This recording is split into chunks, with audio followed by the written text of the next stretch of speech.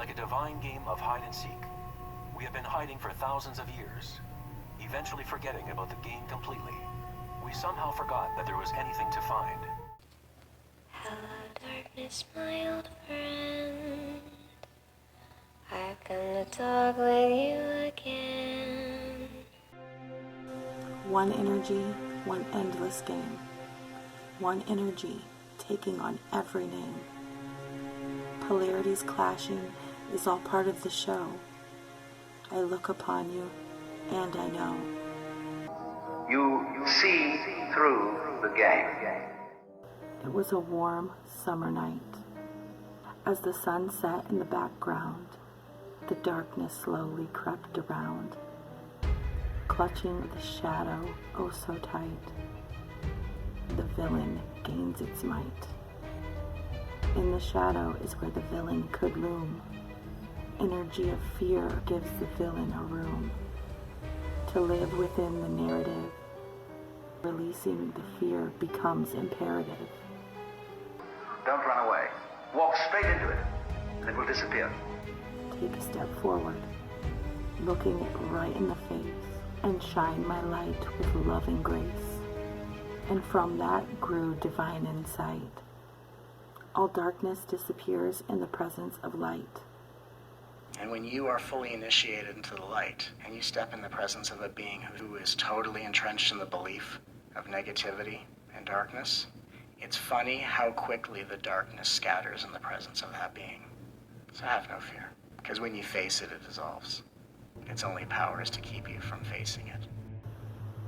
Thank you, darkness, for the light you revoke, ringing the alarm as they all awoke. Lightworkers waking up every day, realizing their roles that they came here to play, shifting from one parallel to the next, opening doorways with every flex. Kind and loving action, the energy of love and compassion, beaming bright like the sun, a true match to the one. Heal and illuminate what is hidden in the dark. A new day, a new dawn, we do indeed embark. An angel came and told me, through love I could make a way. An angel came and told me, it's all part of the divine play. You see through the game. One energy, one endless game. One energy taking on every name. Polarities clashing is all part of the show. I look upon you, and I know. If you believe, then you shall find all that is within the divine mind. Akashic, or so they say, polarities pretending in order to portray. Duality's game, acting as if we're not one and the same.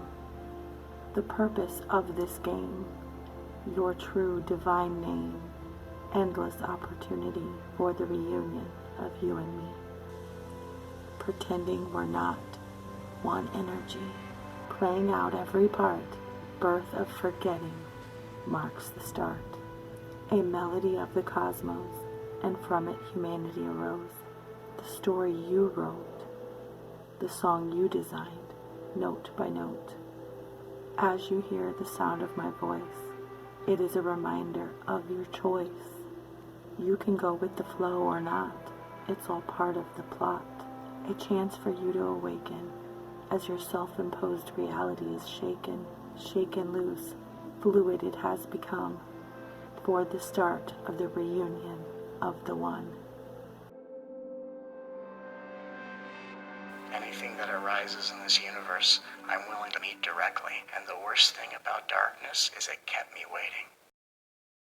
If you start getting frightened, then you make it worse, because you project onto it all kinds of bogies and threats which don't exist in it at all. So please fear not. There's a much bigger story going on. You see through the game. You are only just kidding that you're just poor little me. See, the function of a guru, that is to say a spiritual teacher in India, is to give you a funny look in the eye. Because you come to him and say, Mr. Guru, I have problems. I suffer and it's a mess and I can't control my mind and I'm miserable and depressed and so on. And he gives you a funny look because he sees in you the Brahman, the Godhead, just claiming it's poor little me. That's why he gives you a funny look. And why he seems to see right through you. As if to say, Shiva, old boy, don't kid me. I know who you are. But you're coming on beautifully in this act. As if you're somebody else altogether. And I congratulate you. You're doing a wonderful job. Playing this part, which you call the person. It's all very well. Anybody can have ecstasy. Anybody, as a matter of fact, can become aware that he is one with the eternal ground of the universe. The word Buddha means somebody who has awakened, who has discovered the secret behind all this. In other words, all this thing we call life with its frantic concerns is a big act, which you, in your unconscious depth, are deliberately setting up. So you can do one of two things when you discover this. You can become what's called a pratyeka Buddha. That means a private Buddha, who doesn't tell anything. Or you can become a bodhisattva. Pratyeka Buddha goes off into his ecstasy and never is seen again. Bodhisattva is one who comes back and appears in the everyday world, but he brings with him upaya. He brings with him some way of showing that he's been on the journey, that he's come back, and he's going to let you in on the secret too. If you were the Supreme Self, what would you do? I mean, would you just sit there and be blissfully one and everything forever and ever and ever? No, obviously not. You would play games. You would, in other words, for the very nature of the fact that I said, no energy system is an energy system unless it lets go of itself. So you would let go of yourself. And you would get lost. And you get involved in all sorts of adventures. And you would forget who you were. Just as when you play a game, playing poker. And although you're only playing for dimes or for chips, you get absorbed in the game. And nothing really important to win, nothing really important to lose, and yet it becomes fantastically interesting. Who wins and who loses. So in the same way it is said that the Supreme Self gets absorbed through ever so many different channels, which we call all the different beings, in the plot, just like an artist or a writer gets completely absorbed in the artistic creation that he's doing, or an actor gets absorbed in the part in the drama. At first we know it's a drama. We go to a play and we say it's only a play, and the proscenium arch tells us that what happens behind that arch is not for real, just a show. But the great actor is going to make you forget it's just a show. He's going to have you sitting on the edge of your chair. He's going to have you crying. He's going to have you trembling, because he almost persuades you that it's real. What would happen if the very best actor was confronted by the very best audience? Why, they'd be taken in completely, and the one would confirm the other. So this is the idea of the universe as drama.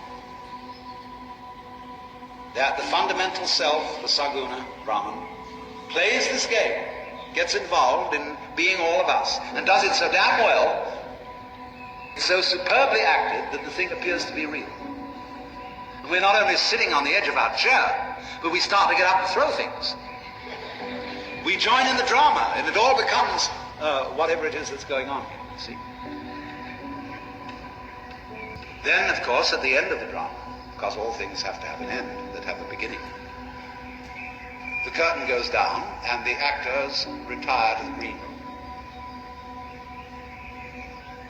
And there, the villain and the hero cease to be villain and hero, and they're the actor. And then they come out in front of the curtain, and they stand in a row, and the audience applauds the villain along with the hero. The villain for having been a good villain, the hero for having been a great hero. Play is over, and everybody heaves a sigh of relief. Well, that was a great show, wasn't it? So the same idea, the green room is the Nirguna Brahman. That behind the whole show, where there are no differentiations of I and thou, subject and object, good and evil, light and darkness, life and death. But within the sphere of the Saguna Brahman, all these differentiations appear, because that's out in front, that's on the stage. And no good actor, when on the stage, performs his own personality. But a great actor can assume any kind of personality, male or female, can suddenly convert himself right in front of the audience into somebody who takes you in entirely. But in the green room, he's his usual self. So Hinduism has the idea that, you see, it's all the conventions of drama go right along with it. That all this world is a big act, Leela, the play of the Supreme Self. It's therefore compared to a dream, to a passing illusion. And you should not therefore take it seriously. Although that, of course, is involved. We do take it seriously. So in this idea, then, everybody is fundamentally the ultimate reality. Not God in a politically kingly sense, but God in the sense of being the self, the deep down basic whatever there is. And you're all that, only you're pretending you're not. According to this idea, the whole nature of the Godhead is to play that he's not. There are innumerable sentient beings in the universe. I vow to help them all to awaken. Please let me know how you feel in the comments. I look forward to hearing your feedback. I appreciate you taking the time to spend with me while you watch this video, and I'm sending you love, appreciation, and good vibes, always. Hello, darkness, my old friend. I've come to talk with